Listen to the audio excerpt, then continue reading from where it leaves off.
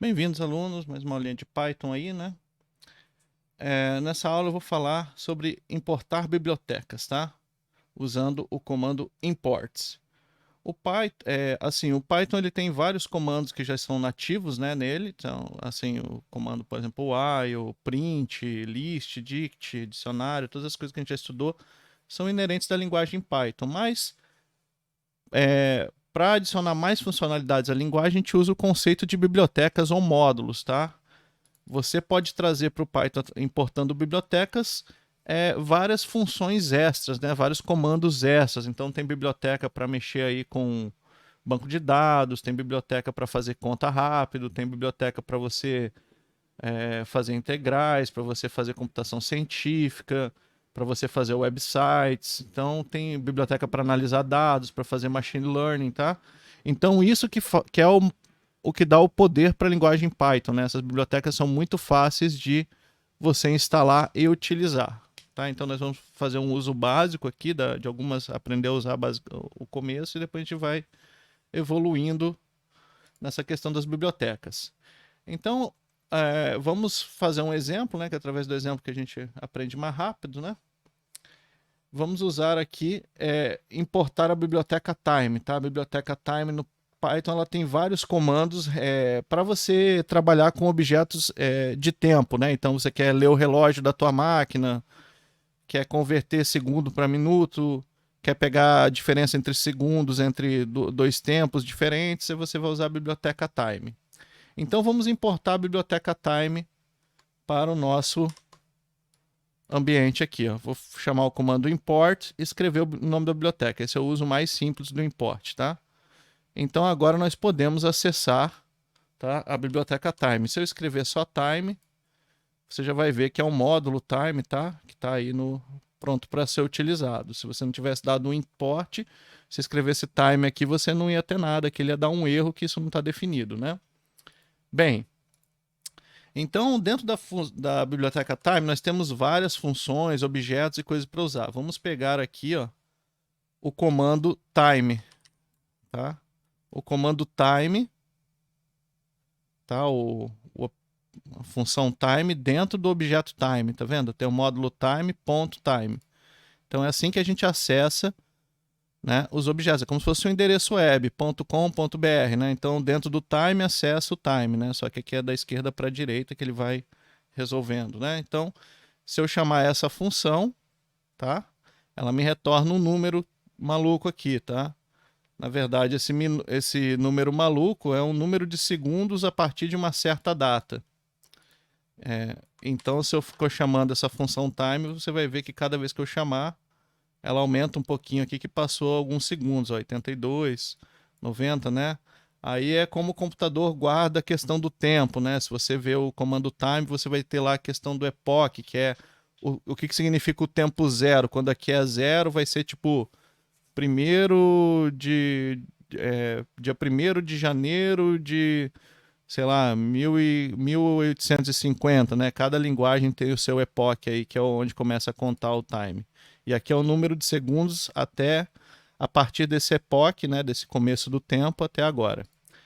Então, a gente vai usar esse comando time para medir a velocidade de códigos, tá? No nosso exemplo aqui, ó. Vamos fazer um exemplo, ó. Vou fazer um exemplo aqui. Vou criar duas listas e uma terceira lista, tá? Então tem a lista A. Opa, perdão, tem que só passar o padrão L aqui. Vamos dizer que L igual a 100, tá? Inicialmente. Vou colocar até 10 aqui só para testar. Então, ó, A é um range que vai de 0 a 9, B é um range que vai de 0 a 9. E eu tenho C aqui, que é uma lista vazia, né? Então, eu criei essas duas listas e agora eu quero povoar C com o produto de A com B. Então, a gente geralmente faz assim, ó, né? For i in A, dois pontos, C.append, né? Vou adicionar a lista C.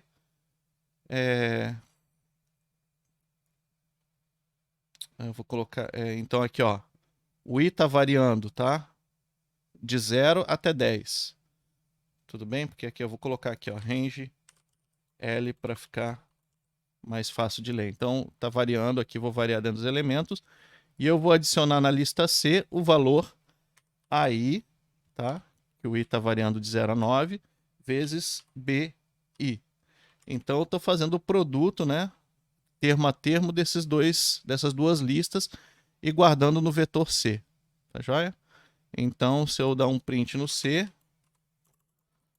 né, eu teria aqui os valores multiplicados, né? 0 vezes 0 dá 0, 1 vezes 1 dá 1, 2 vezes 2 dá 4, 3 vezes 3, 9, né? Então, assim, os números ao quadrado aí dessas duas listas. Beleza? Então, eu vou juntar tudo isso aqui num único código, tá? Então, esse código aqui pega os 10 primeiros números, multiplica eles e guarda numa nova lista com os números multiplicados. Posso aumentar aqui quantos elementos eu estou fazendo. Agora eu estou pegando os 1000 primeiro, os 10.000 primeiros, né? E assim por diante. Vamos dizer que eu quero medir a velocidade desse código, tá? Quanto tempo demora para executar ele. Então eu vou fazer o seguinte, antes de começar a executar, eu vou guardar esse comando tempo início aqui, ó. Tempo início, tá? Vai ter o relógio do computador aí salvo, né? Em segundos a partir do epoch, quando eu comecei a executar esse comando. Então aqui é o tempo do início. E eu vou pegar depois que eu rodei, né? Isso aqui vai rodar, vai gastar um tempo da máquina. E eu vou calcular o tempo novamente, né? Eu vou olhar o relógio novamente, mas quando eu terminar de executar o meu código. Então aqui vai ter um número e aqui outro número. A diferença entre esses dois números é o tempo que eu levei para executar o que está aqui dentro. Então eu vou dar um print tempo total em segundos, tá? Isso vai ser em segundos. Vai ser o tempo fim menos tempo início. Beleza? Então meu código agora ele está executando isso aqui, né? E calculando o tempo olhando duas vezes para o relógio. E no final ele está dizendo demorou 0,004 segundos para executar. Então vamos aumentar o tamanho aqui do loop para poder medir alguma coisa, né? Agora já estou levando 0,4 segundos, mais um 0 vai multiplicar por 10, tá? Vai executar, tá? Levou 4 segundos para executar esse código, beleza? Então para mim fazer quantas iterações eu tenho aqui? Lembra que no Python a gente pode usar essa notação? Eu tenho 10 milhões de iterações, você vê como é rápido, né? Fiz 10 milhões de multiplicações aí em 4 segundos, é absurdamente rápido, né?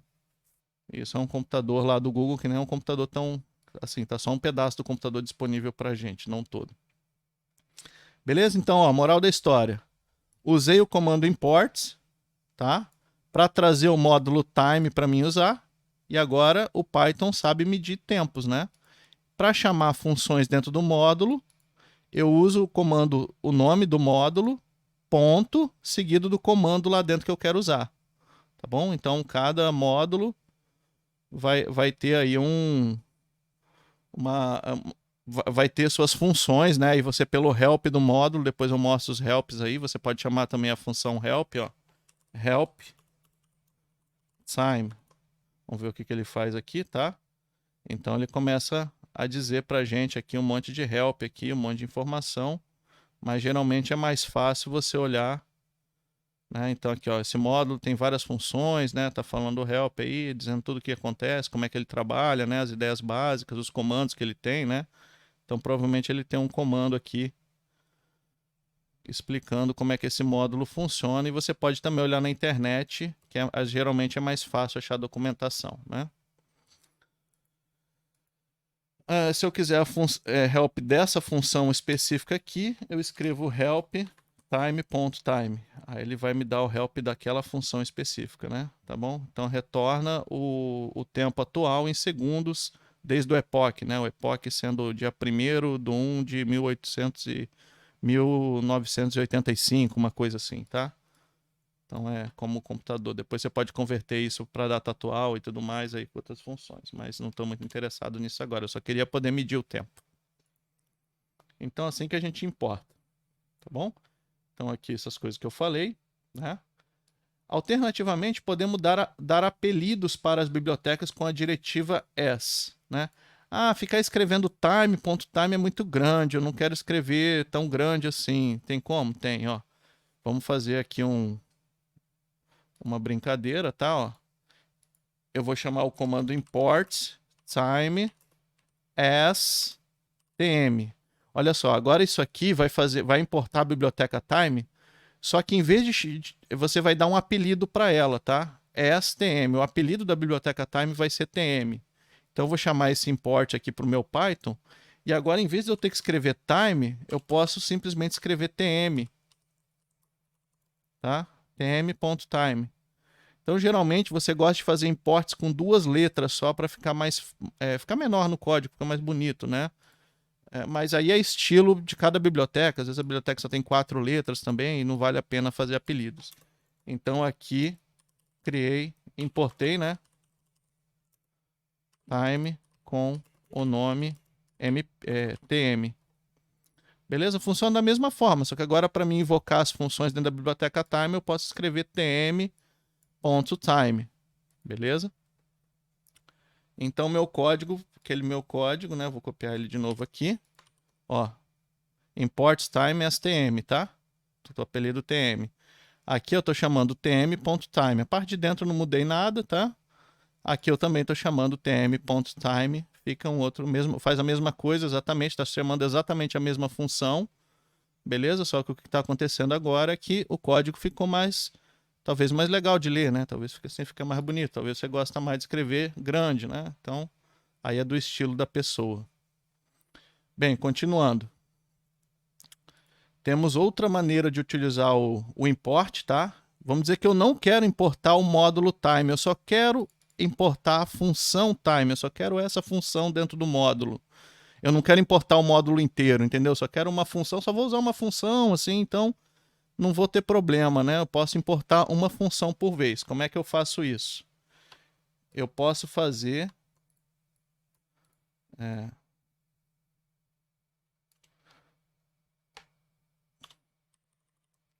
somente a função time, tá? Importando somente a função time, ó. Então, olha só como é que eu posso... Oi, desculpa aqui, deu... Então, ó, eu posso usar uma combinação de comandos se eu quiser importar só uma função. Eu vou escrever assim, ó. From time, tá? Do módulo time, from é do, né? Do módulo time, importe a função time, tá? Então, ó, dentro do time eu quero só importar a função time. Eu posso importar várias funções de uma vez. Se eu quiser importar, por exemplo, a função clock, eu escreveria aqui todas as funções que eu quero, entendeu? Mas eu só quero a função time. Então agora, ó, de dentro do módulo time, eu estou importando a função time. E agora eu posso chamar a função time sem colocar o nome do módulo na frente, tá? Estou chamando só a função time, porque dentro do módulo eu trouxe o objeto time. Então, usando from com o import, eu posso importar objetos diretamente. Ah, e se eu quiser, tá? Então, vamos ver como é que fica o exemplo, né, com esse import.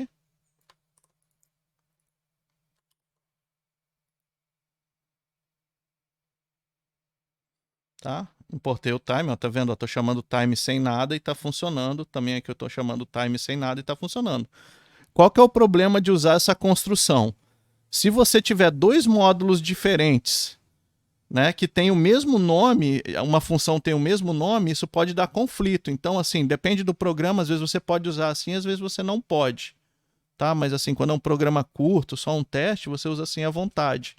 Aí, se você por acaso importar uma outra função, uma outra biblioteca que tem uma função com o mesmo nome, a última importada é a que acaba valendo, né? Vai ser chamada a última que foi importada. Beleza?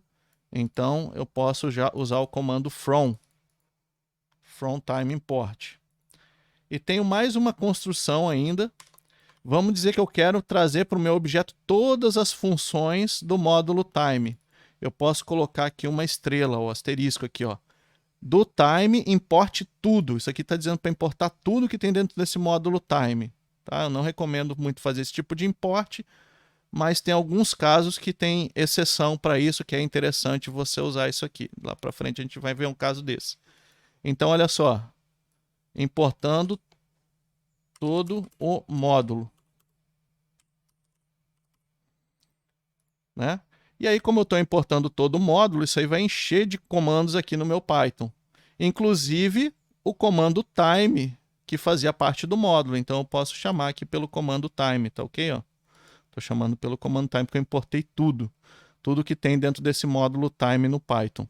Então todas as bibliotecas, todos os objetos que tinham aqui dentro das funções, eu posso chamar agora diretamente, faz parte aqui da minha biblioteca básica do Python. Beleza? Então esses são os 3 modos de importação do Python, tá?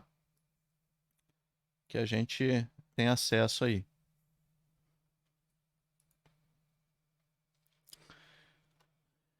Então, terminamos aqui essa parte de importar. Vamos continuar no próximo vídeo.